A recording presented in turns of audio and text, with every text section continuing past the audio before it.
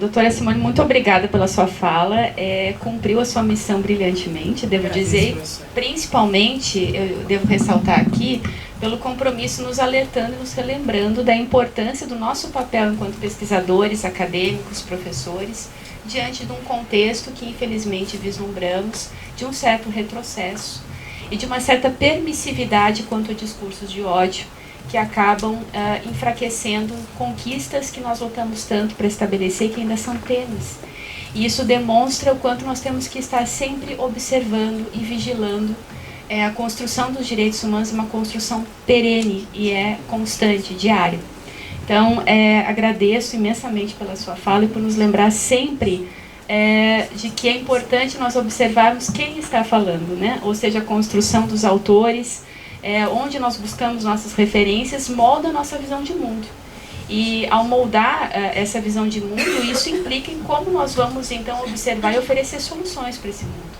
Então isso é fundamental. Agradeço.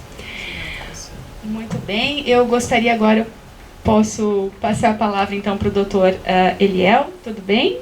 Ok? Então passo a palavra para o doutor Eliel para a sua fala, por gentileza.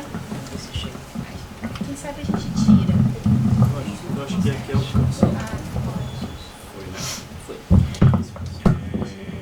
Então, boa tarde a todas e todos que estão aqui presentes. Eu gostaria de primeiro agradecer, né, o espaço ao professor André, a quem primeiro falou comigo, né, diretamente, a Raquel da Cruz e a Luísa Plastino. Queria agradecer esse momento institucional, né, em que a gente pode contribuir um pouco daquilo que a gente tem feito como exercício lá no GAJOP. Eu me chamo Eliel Silva, eu sou advogado do CJDH, que é o Comunicação, Justiça e Direitos Humanos, que é um dos projetos que a gente tem lá no GAJOP, que, como já foi falado, que é o Gabinete de Assessoria Jurídica às Organizações Populares. É uma ONG com 39 anos de atuação. A nossa sede fica no Nordeste, lá em Recife, Pernambuco. E a gente, enfim, tem escritório em Brasília, onde a gente faz um pouco de advocacy, e em Alagoas. O GAJOP, ele... Primeiro, eu gostaria também de relembrar um pouco da fala do seu Paulo e a presença da Fátima, sua esposa, porque eu estava aqui desde o início da manhã, eu pude estar aqui, e aí quando a gente está naquele processo, né, de estar afiado mentalmente para entender todas as falas, todas as narrativas e todas as técnicas usadas no sistema interamericano de direitos humanos. E aí quando a gente vê a concretude do humano, quando a gente vê a concretude das famílias, a gente para, a gente reflete, a gente pensa, a gente cansa, a gente inclusive se frustra, a gente volta a ter esperança, né? E foi essencial, porque eu estava pensando minha fala muito nesse aspecto, né, de falar um pouco sobre como é dado os atendimentos aos familiares e às vítimas na Comissão e na Corte Interamericana de Direitos Humanos, né. O GAJOP, ele atua em algumas frentes aqui no Brasil, em promoção e defesa da criança e do adolescente. A gente tem advocacy na rede de justiça criminal, trabalhando no sistema de justiça. Eu especificamente fico ligado na parte do sistema de justiça juvenil e na promoção e no diálogo da comunicação popular e da formação em direitos humanos. Nós temos isso como uma das linhas prioritárias do GAJOP. A gente perpassa, né? A gente é uma organização multifacetada, mas todos os nossos projetos em casa perpassa a comunicação popular, né? E por que eu falo um pouco dessa ideia? Porque eu estou trazendo isso da comunicação popular como uma estratégia de atuação no sistema interamericano de direitos humanos. Porque isso vai perpassar a nossa atuação em alguns casos na corte, por exemplo. O GAJOP, ele, durante alguns anos atrás, ele tinha a perspectiva internacional, a advocacy internacional, como uma linha prioritária, com o DHI internacional, que era um projeto específico, financiamento para atuação, e é daí que a gente começa a ter atuação junto com outras organizações, né, que é o caso da CEGIL, com a Alexandra Montgomery e a Thaís Detoni. A nossa organização, é necessário dizer, uma organização local que está no Nordeste e lida diretamente com as vítimas e com os familiares, né? Eu estava pensando, a gente quando está discutindo, a gente não tem a perspectiva de irmos fazer a atuação em Genebra, fazer o advocacy, que muitas vezes é até, em outras organizações é um negócio glamuroso, né?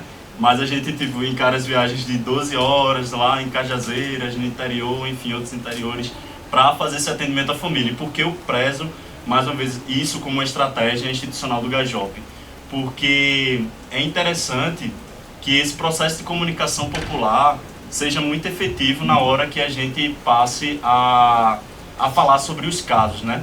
Porque aí a gente já enfrentou, em quase todas as mesas a gente foi falado da morosidade que há na Comissão Interamericana de Direitos Humanos, da narrativa que muitas vezes as famílias não vão entender. E aí eu cito inclusive esse paralelo, né? Nem sempre as famílias têm o poder econômico de estarem presentes em espaços como esse, para buscarem, para se informarem, para se instrumentalizarem enquanto esses mecanismos internacionais. E aí, quando a gente chega para falar com essas famílias, que muitas vezes estão desacreditadas, né?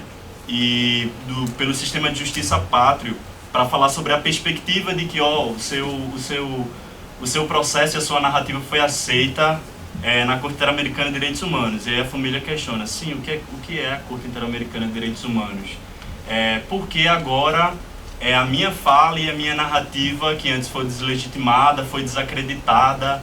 A gente teve uma experiência prática aí com o Paulo, que a narrativa dele passa a ser criminalizada. Então, por que agora eu vou confiar no processo internacional, né? E aí é um problema que eu trago, assim, um desafio que a gente tem de tratar com a família, né? Essa questão do descrédito, enfim. Eu problematizo muito isso porque eu estava conversando com a Thaís e até então, salvo engano,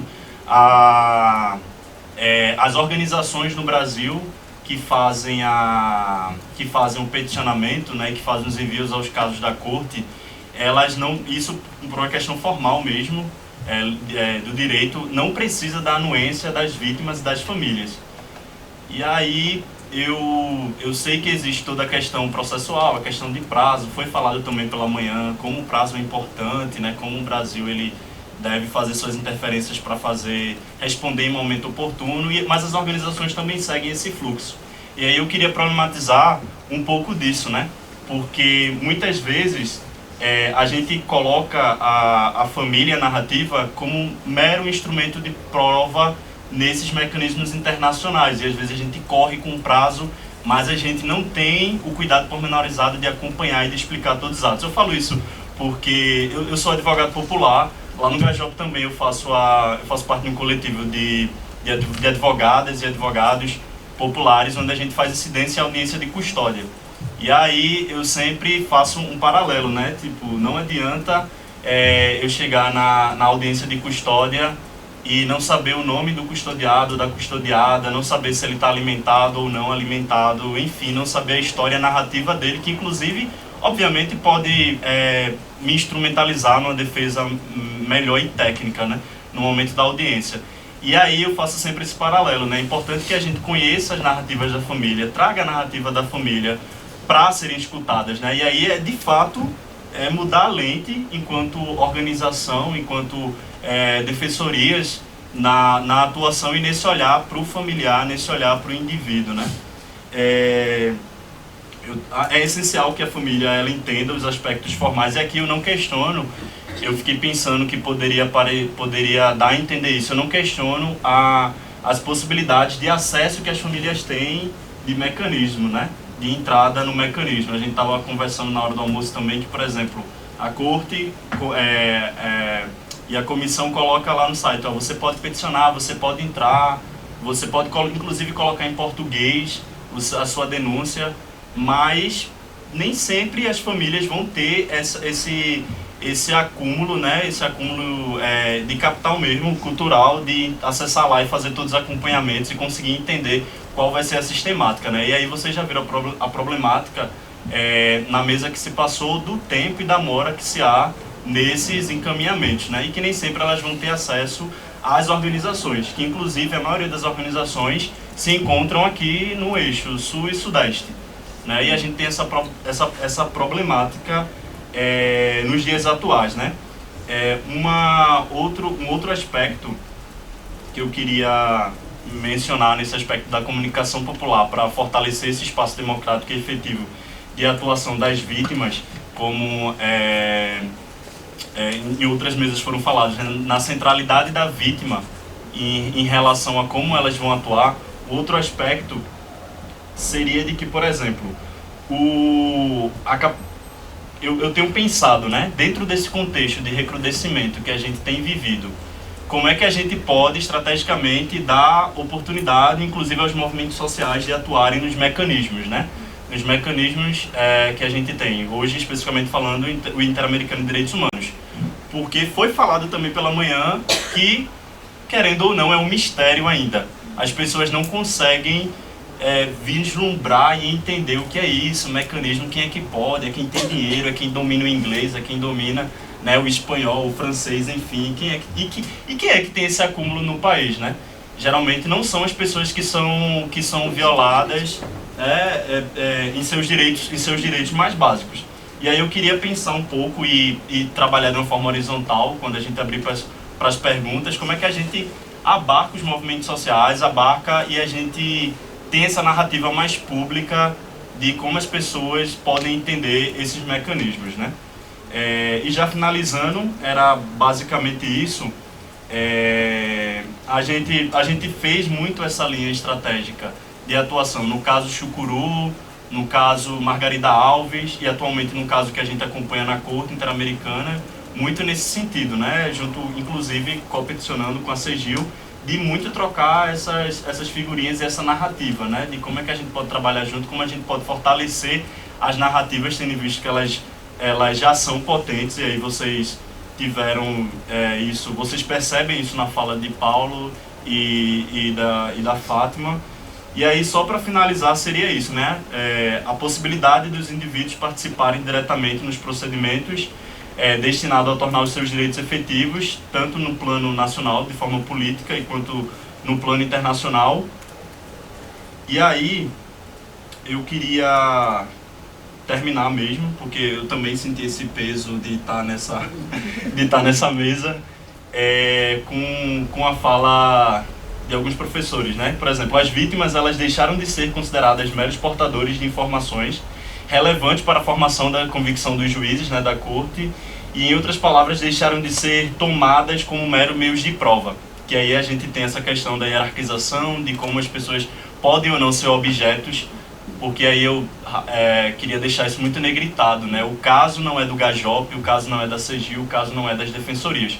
O caso são das famílias e das vítimas, né? Nós somos organizações que apoiam todo esse processo, inclusive para não hierarquizar, não colocar isso de uma perspectiva de glamour, mesmo de atuação internacional, né? E voltando para a fala. Em outras palavras, deixaram de ser tomadas como mero meios de prova, reconhecendo-se em seus direitos, que devem ir além daqueles que as testemunhas tradicionalmente possuem nos processos penais.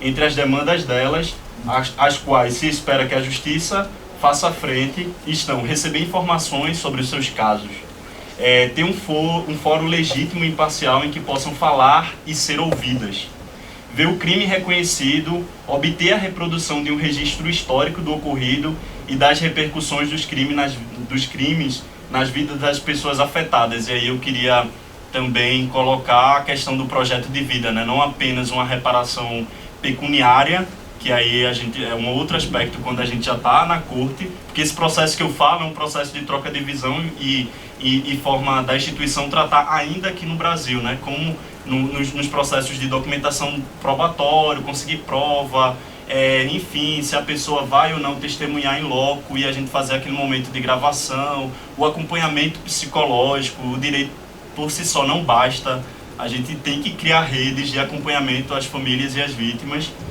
E, aí voltando para a fala, né, obter a produção de um registro histórico do ocorrido e das repercussões dos crimes nas vidas das pessoas afetadas. Evitar essa futura revitimização, por isso a importância desse processo mais próximo. Obter a compensação financeira e assegurar que a prática criminosa seja punida participando desse processo, né? Macida, 2010. Enfim, eu gostaria de mais uma vez celebrar esse espaço e agradecer à organização, o prazer de estar nessa mesa, de mais uma vez estar com Maria Silvia. E é isso, queria me colocar à disposição para a gente conversar de forma horizontal e vamos em frente.